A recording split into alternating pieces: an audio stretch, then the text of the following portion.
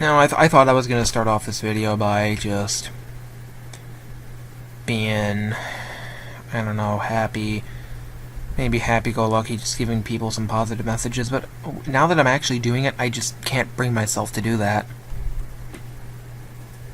No matter what I do, it's just... I don't actually know what to say. Oh, don't get me wrong, I know exactly what to say. Suicide is bad, but there's just not a good way to convey it into words that I can really do when being recorded like this. Especially on the fly, because I haven't written a script or done any managerial bullshit like that. I haven't really prepared to do this, but I feel like there's some things that need to be said, besides the fact that I just don't know what to say. I mean, obviously there is one thing I have to say, and that's that I don't know what to say. And I guess that just leads into the non sequitur that if you only know how to say one thing, then you're just going to repeat that same thing over and over again. So, anyway, figured I should give a few words about the Etika situation and my thoughts on suicide and depression in general. I'm going to be truthful here. Some people don't understand why we grieve for someone that we didn't personally know, but I do understand it.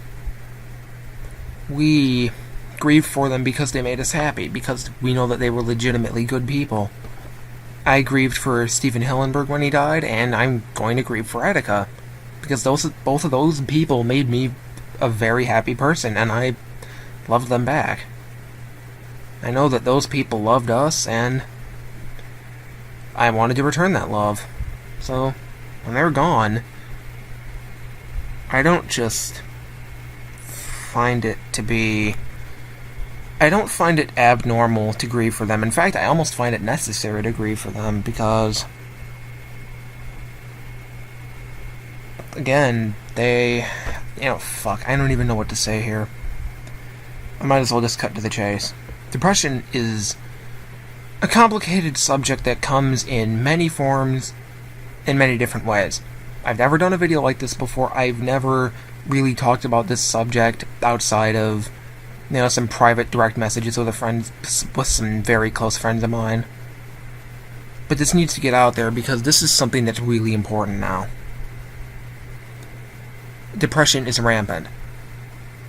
Etika, I believe, was a sign that depression and suicidal tendencies are not an uncommon thing, and they come in many shapes and forms.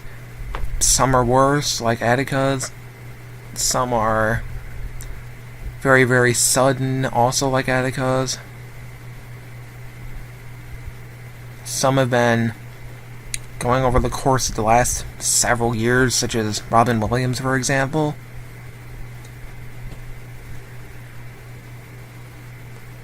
But I don't think I've ever seen something quite as sad. Well, I don't even mean to say sad, but I don't think I've ever seen something quite as telling as to what depression actually is. I've never seen something quite tell us exactly how depression can form in the way that Etika did, and his suicide. Because this let us know one very, very basic fact that pretty much all of us should have known from the beginning. And that is, again, that suicidal tendencies happen to the best of us. No matter who you are, you can't help that you're still human. No matter who you are, your brain can still turn against you. But every day now, I'm just going to wonder, why did this need to happen? This isn't a situation that anyone wanted. This isn't a situation that anyone deserved. No. But I guess just a lesson to take here is that the words hurt. When people were calling Etika a clown on Twitter, now they're pretending to support him. It's just... They don't know how the world works. They don't know how depression works. They don't know how suicidal tendencies work. They don't know anything. They didn't know that they were feeding into it, and for that I actually feel a little bit bad for them in a way, because now they'll all feel partially responsible.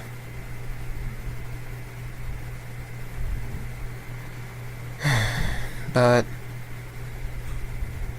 I'll tell you one thing, from my experience, depression is not uncommon either. Some of the people that I love the most in real life and outside of life experience depression. My family has experienced trauma and grief on every level due to my grandmother's passing this year. And this isn't about me, this is just, that it happens to all of us at some point. Some just go through worse things than others. Well, actually I wouldn't exactly say they go through worse things than others, because everyone does have a sort of mental breakdown at some point. Have a little phase of their life where they just wonder what would happen if they died. But some handle that worse than others. You can handle it with grace and just say, you know what, if I'm gonna die, I'm gonna die. Of old age, obviously. Obviously, that's not exactly a term that I would be recommending using if one were to talk about suicide, because obviously, I don't think suicide's a good thing. And it's obviously not. But I just don't know. You could talk to any one of my closest friends and see that they all go through this. I've talked to several of my friends. Some have been betrayed. Some of them betray others and wish they didn't. Some of them just want to make up for the wrongs that they've done in the past. Some people's lives go down the tubes for seemingly no reason.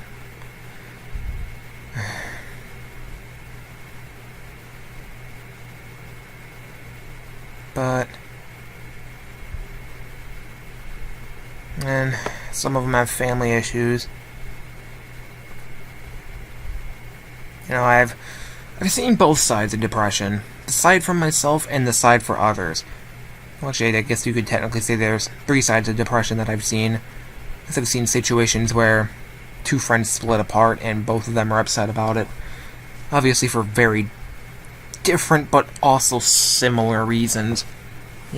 Similar reasons being that they're not friends anymore and they believe that they've hurt each other, or that they've hurt someone else. Or that someone else hurt them. But the reason those people are depressed, I believe, I'm no therapist, but this is just my opinion, those people now have a void in their lives. And this is what I think that Etika went through. He had a void in his life due to the mental breakdowns that he just couldn't fill. And I've said that mental illness is rampant throughout America more times than not, but it's the truth. Mental illness is just a killer. It's a cold-hearted killer that doesn't care who it kills. It'll kill... Well, mental illness very rarely kills children, but I suppose that is possible. But if you're an adult, it'll absolutely kill you. It'll absolutely be willing to. It's almost killed people like me, actually. And every time I look at a situation like Etika, I just think to myself, that could have been me. If a few more things would have gone wrong for me, that could have been me. And that's what scares me the most. The fact that suicide isn't biased towards anyone. It isn't biased against you. It might very well happen to you. For the people viewing this, or the people that I at least assume are viewing this, it might happen to them. We have no way of knowing who it's going to happen to. You could be next. And people always go on about gun violence, car violence, drunk drivers, etc. But they don't realize that the biggest killer is inside their own head. You yourself have the potential to kill. And that being that you might very well kill someday is yourself. I guess the sayings were right. Maybe we just all have a monster inside us that just takes our actions out on different people. But that person could also be ourselves.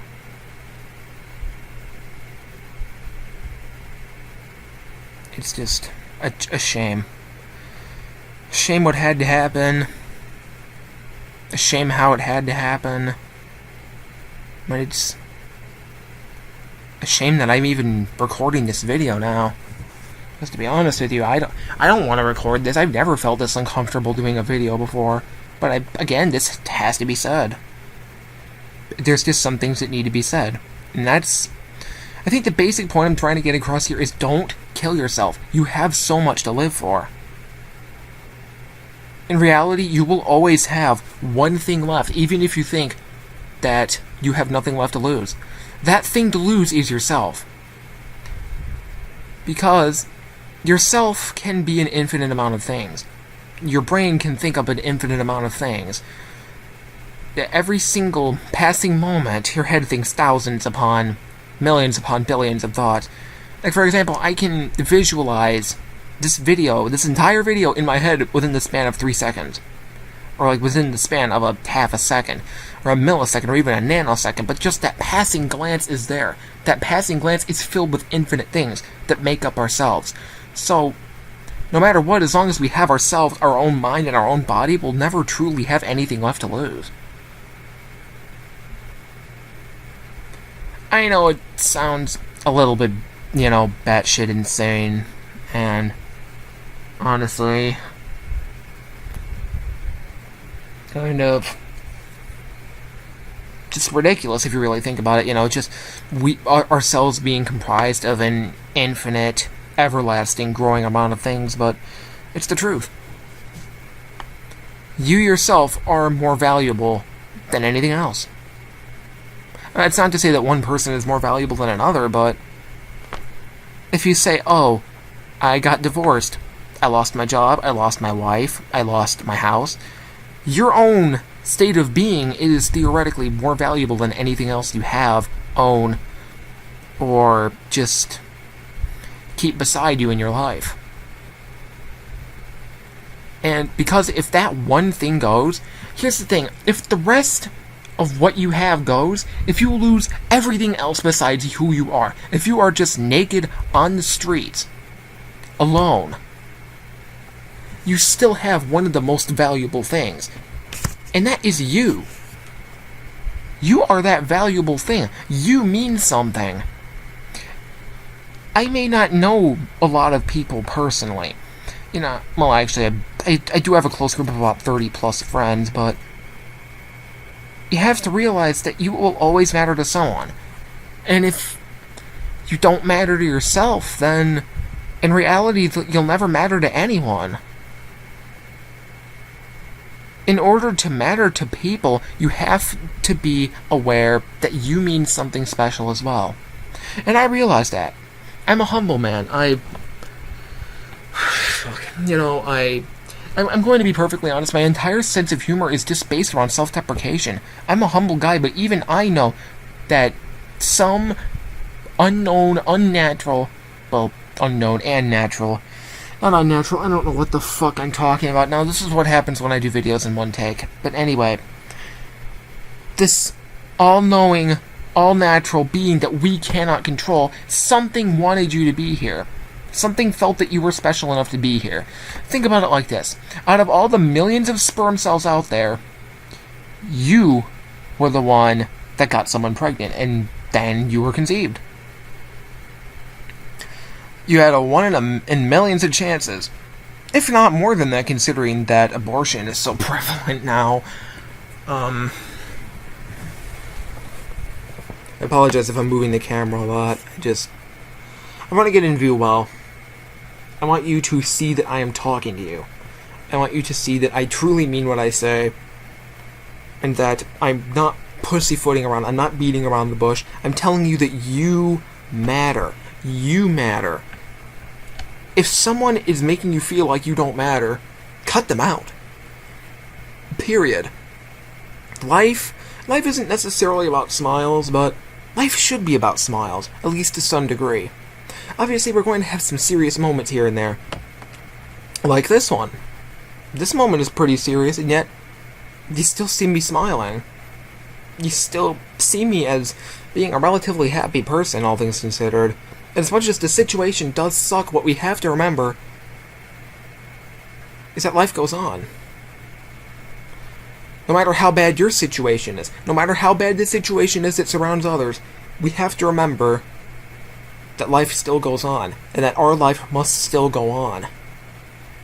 Our life must not be impeded by anyone else's.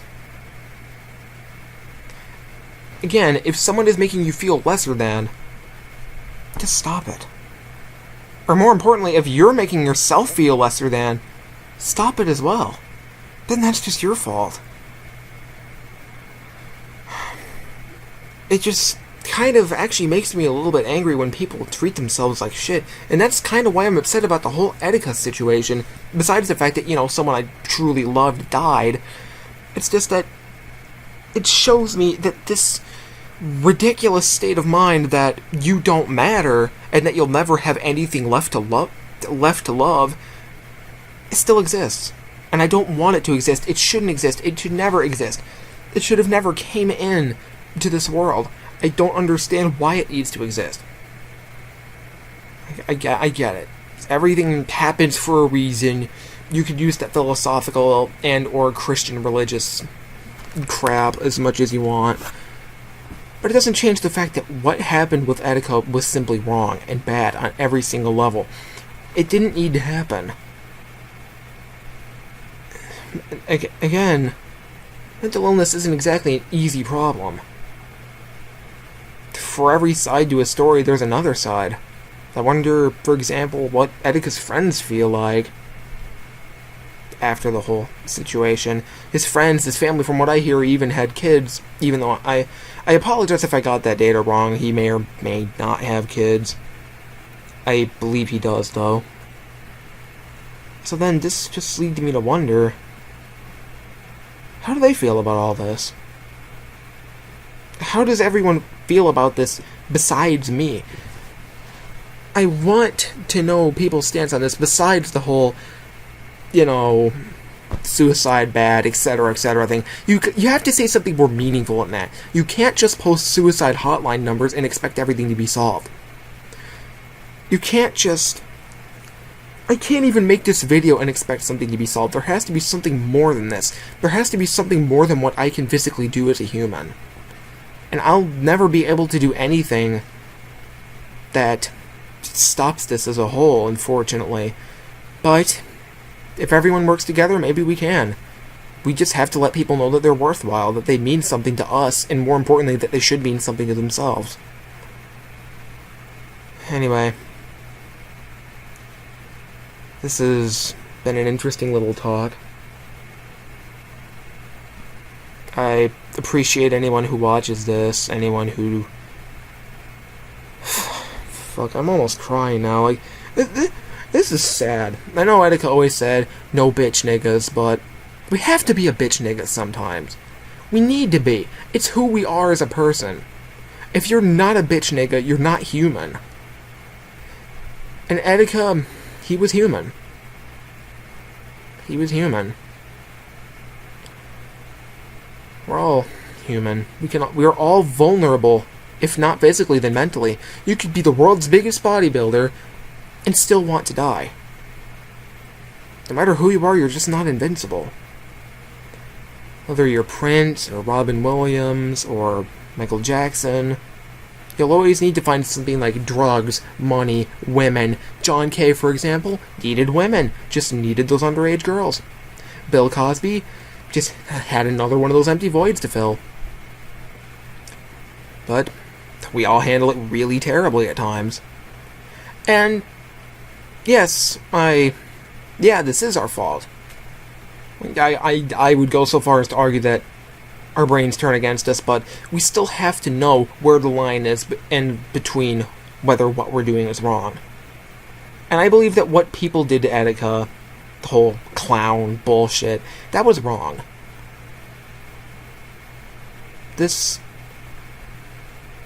I apologize if I'm not getting my points across that well, to be honest. I suffer from Asperger's syndrome. This is just my thoughts on the matter. You can say in the comments that I'm smart. You can say that I'm stupid. I don't really care. Because deep down, I still know that I'm special. I still know that I was one out of the millions and millions of people that could have been here, but weren't. You know, not sure if anyone else believes in parallel universe theory besides me, but somewhere out there's a parallel universe where you don't exist. Most of the parallel universes are universes where you don't exist. Because, again, we are all just a small speck. In theory, we mean nothing. But the fact that we mean nothing also kind of means something if you think about it, because you are that speck that actually exists. That one tiny little molecule within an infinitely small universe, or an infinitely large universe, depending on whether you decide to look at it half glass full or half glass full. Oh, apparently I'm gonna get a glass half soda because I'm fucking retarded. Anyway, whether you're a glass half full or glass half empty kind of person, we all know that the universe is small. But if we just think to ourselves that we mean nothing, then the universe will be so much smaller without us. Infinity times infinity is still infinity. And while we all mean infinity, so does the universe as a whole. You know, I don't mean to get too philosophical or too confusing, but what I will say is that even... Actually, I know the way to end this video. There's one thing that I kind of wanted to say here, and that's if, even in the hypothetical 1 in a trillion scenario that you did mean nothing to anyone else, and you did mean nothing to yourself, there would still be one being out there that loves you. He's up in the sky, and his name starts with a G. Or a J, depending... Yeah, but again, depending on which part of Christianity you want to use here. But that person is God and Jesus Christ. They all love you. And even if I can't be there to love you, you have to realize that there is someone out there that loves you. There is someone out there that thinks you're special, that thinks you are a good enough person to be around them. And you know what? We are all special because of that. We're not just special because of who we are, because of our infinite brains or any of the bullshit I just mentioned. It isn't just because of that. That all ties into it, but the other reason we're special is because we mean something to someone in the universe. Somehow, somewhere, we have made someone happy. So, in reality, the term, "it isn't about you," is actually pretty accurate. It's pretty accurate in regards to it not just being about you. To some extent, it is about you. To some extent, it is about us as a person. But we have to realize that we can't let these emotions consume us to the point where it hurts ourselves and others. Because we're more special than that. We're more special than that to someone, whether it's other people or that big blue cloud in the sky.